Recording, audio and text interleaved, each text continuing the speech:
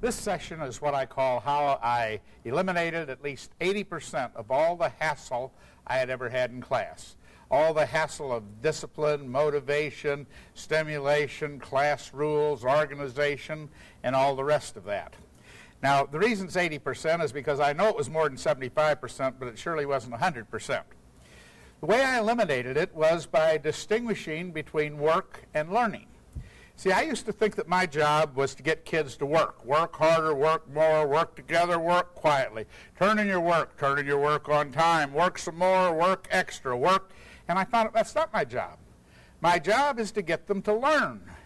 Now, in order to learn, you sometimes have to work, but the work is not my part and not my concern whatsoever. My concern is learning. I had to distinguish work from learning. And in fact, I had to distinguish teaching from learning. So I took a look at teaching, and I decided I know what that is. Teaching is taking credit for somebody else's learning. That is, if you learned it and I think I caused it, if you learned it and it's my fault you learned it, or he's paying me to get you to learn it, then I could say I taught him because he learned it and it was my fault. But suppose I taught you and you didn't learn it. Could I still say I taught you? Well, I decided, no, for that, what we needed to do, if you learned it and I would like to take credit for your learning, then I probably ought to say I learned you. And that way we couldn't get mixed up on that.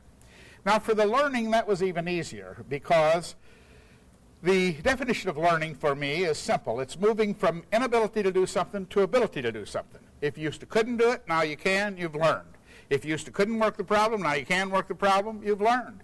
If you used to couldn't spell it, now you can, you've learned. If you used to not know what was in the book, now you know what's in the book, you've learned. If you used to couldn't answer the questions at the end of the chapter, now you can, you've learned. If you used to couldn't water ski and now you can, you've learned. That's all learning is. So what I did for the kids is to distinguish the work from learning. For instance, I went to one of the walls of the room and I pushed on it.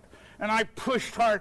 I said, suppose I really pushed on this. I pushed on it for an hour. I grunted and sweated, got my muscles sore. And you say, what'd you do? And I said, boy, I really worked. And they say, yeah, but what did you actually do? And I said, well, I pushed. Yeah, but the wall is still there. Yeah. It didn't move, did it? No. Well, then you didn't do much, did you? Well, no, but I worked. See, I am not interested in whether you write each word 10 times or 1,000 times. I don't even care if you write it once. But if I do care whether you learn it, then if what it takes to learn it is to write it 1,000 times, then write it 1,000 times.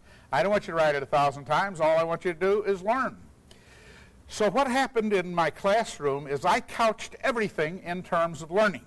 The only reason you are here is to learn. And the only reason I worry about class periods or textbooks or where you sit or what we're going to do for the next period or what's going to happen or whether you bring a book is because I care about learning.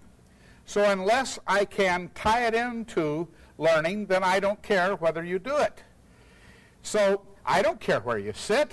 I don't even care if you sit, but I do care whether you learn. And I'll tell you one thing, if where you sit makes a difference in whether you learn, we're going to talk about where you sit.